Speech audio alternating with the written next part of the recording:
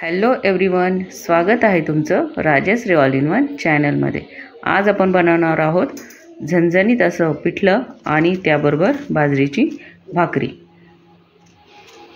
हे बघा, एकदम झणझणीत आणि चविष्ट लागणारे हे पिठलं भाकरी आज आपण बनवणार आहोत।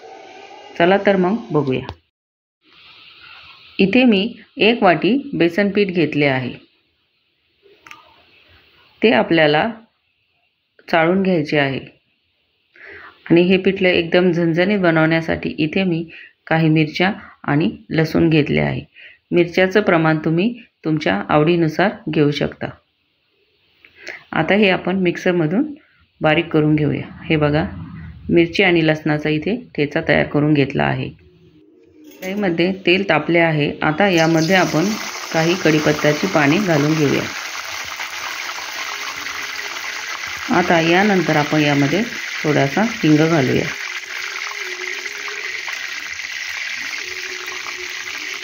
त्यानंतर मोहरी,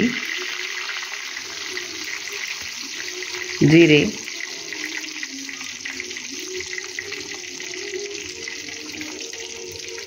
हे छान तडतडल्यानंतर यामध्ये आपण हळद घालून घेऊया।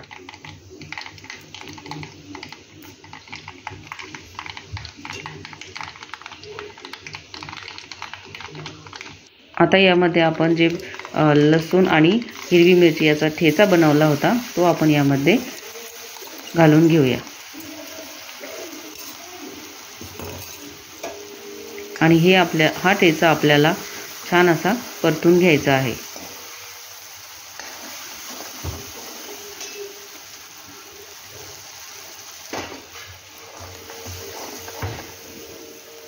ठेचा परतल्यानंतर यामध्ये आपण ज्या वाटीने आपण बेसन पीठ मोजून घेतले होते त्याच वाटीने आपण इथे पाणी मोजून घेणार आहोत। हे बघा, 1 वाटी बेसन पीठ यासाठी मी इथे 2.5 वाटी पाणी यामध्ये घालून घेणार आहे।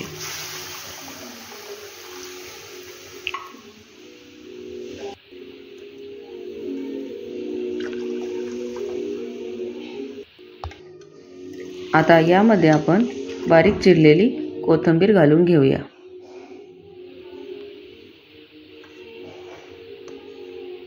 आणि त्यानंतर चवीनुसार मीठ घालून घेऊया।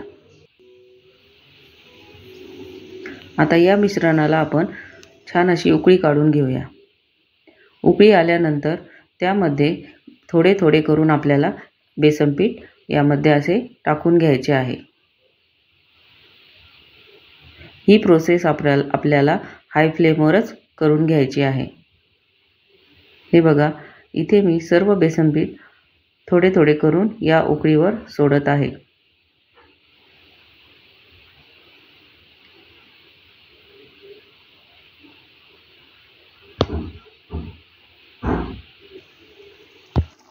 इथे मी सर्व बेसन पीठ घालून घेतले आहे। आता आपण पळीच्या साहाय्याने यामध्ये थोड्याफार ज्या गुठळ्या तयार झाल्या असतील त्या आपण या पद्धतीने फोडून घेऊया। पळीच्या मागच्या साईडने आपल्याला ह्या अशा फोडून घ्यायच्या आहे।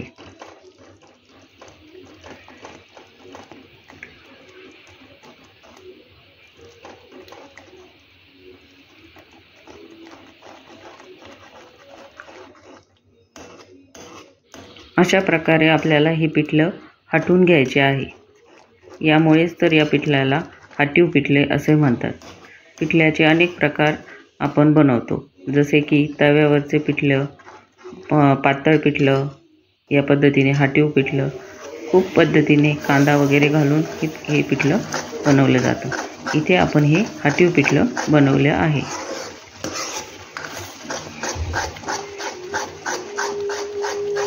इथे हे आपलं पिठलं तयारच झालेलं आहे। त्याला बघा, साईडने असं तेल सुटलेलं आहे। तरीही आपण आणखी 5 मिनिट हे झाकण ठेवून शिजवून घेऊया।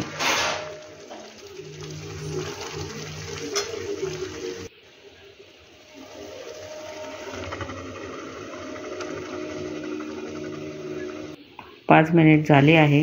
हे बघा, इथं आपलं झणझणीत असं हटीव पिठलं तयार झालं आहे।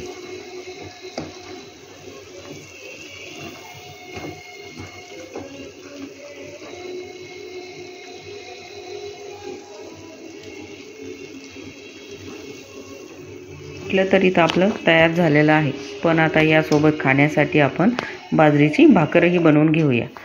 इथे मी तवा गरम करण्यासाठी ठेवला आहे। आता इथे आपण बाजरीचे पीठ चाळून घेऊया। थोडे थोडे पाणी ओतून आपल्याला या बाजरीचा पिठाचा उंडा करून घ्यायचा आहे।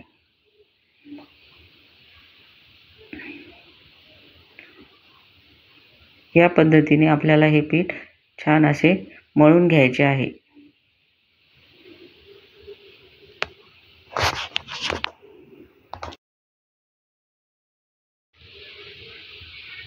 या पद्धतीने मळून घेतल्यामुळे बाजरीची भाकर तुटत नाही। आता यानंतर आपण ज्या साईजची भाकर आपल्याला बनवायची आहे तेवढा उंडा आपण इथे घेणार आहोत। त्यानंतर थोडेसे पीठ घालून आपल्याला हा उंडा थापून घ्यायचा आहे।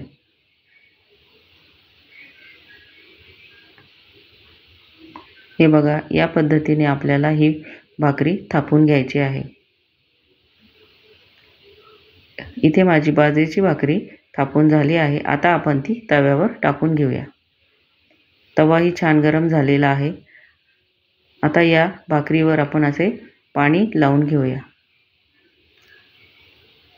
यानंतर ती दोन्ही साईडनी छान अशी भाजून घेऊया।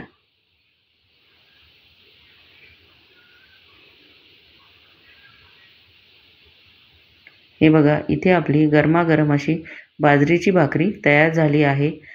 या भाकरीवर आपण गरमागरम झणझणीत असं हे पिठलं काढून घेऊया। याच्यासोबत तुम्ही कांदा घेऊ शकता किंवा कैरी किंवा हिरवी मिरची ही तुम्ही यासोबत खाऊ शकता। हे बघा, हे 3 ऑप्शन तुमच्या समोर आहे।